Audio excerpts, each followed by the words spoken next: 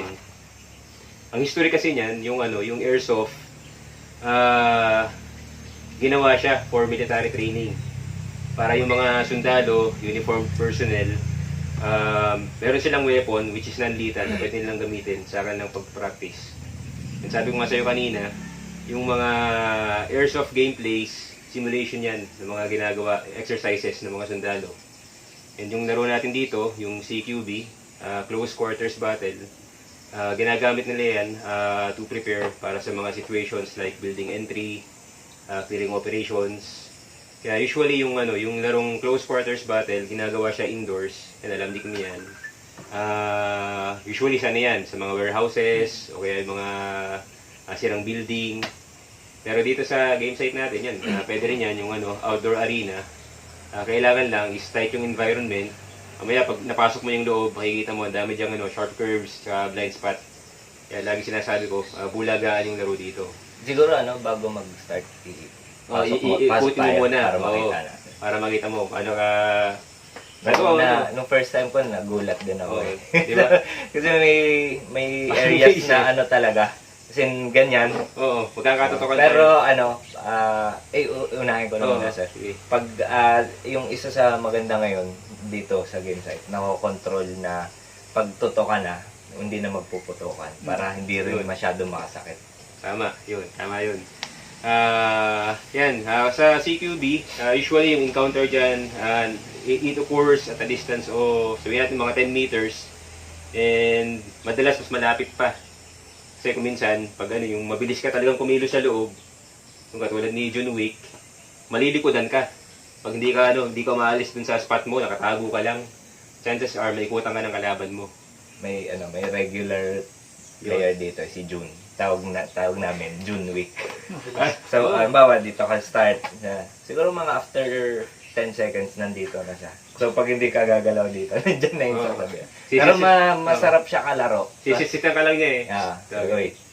Sir, hindi kagaya nung iba na barilin ka. totoo ka na binabaril. Yun, yung sinasabi mo na nagkukwento sa'yo sa ano yun. Sir, huwag kang kikilos na masama. Ganun yun. Sabi niya sa GC namin, sir, sa susunod, magdadala ko ng water gun, paulit lang. Sabi nga niya. Baril ng water gun. Yun, hindi ako sa kanya natuto eh, kasi mas matagal na siya naglalaro ng airsoft kaysa sa akin.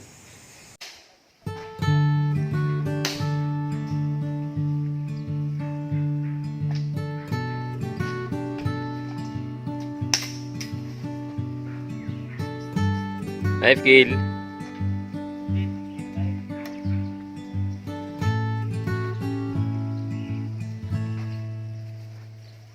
Minsan isang araw puso Knife kill. Okay. Nice. Di ko na matanaw pangangatiran ko. Sabas. Di na mapagkatiwalaan.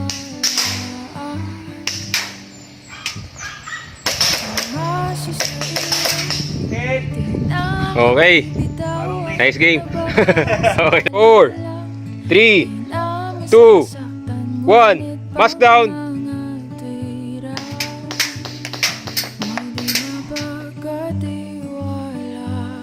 Hit. Galing.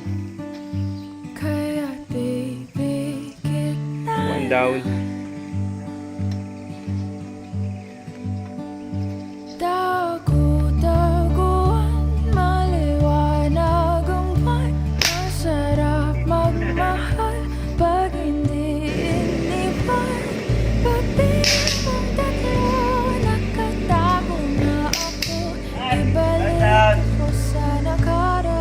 Gun down.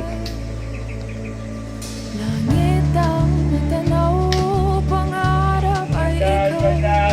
Lupa ang nabigay, di na kapaghintay. Sana napatintero at naiwasan ang impyerno.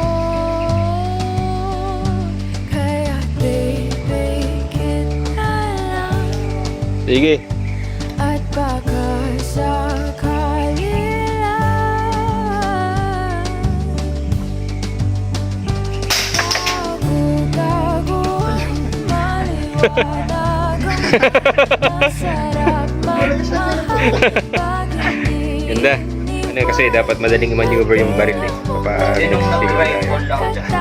Paglilipat ako, so bumabangga dun sa mga... Yun. palan. Isa pa yun. Yun ang advantage eh ng ano, ng... Pang-open talaga sila. Oo. Short barrel, tsaka yung Talaga, pistol. na Oo. malaki. Tsaka yung ano, yung parang building. Yun, pwede.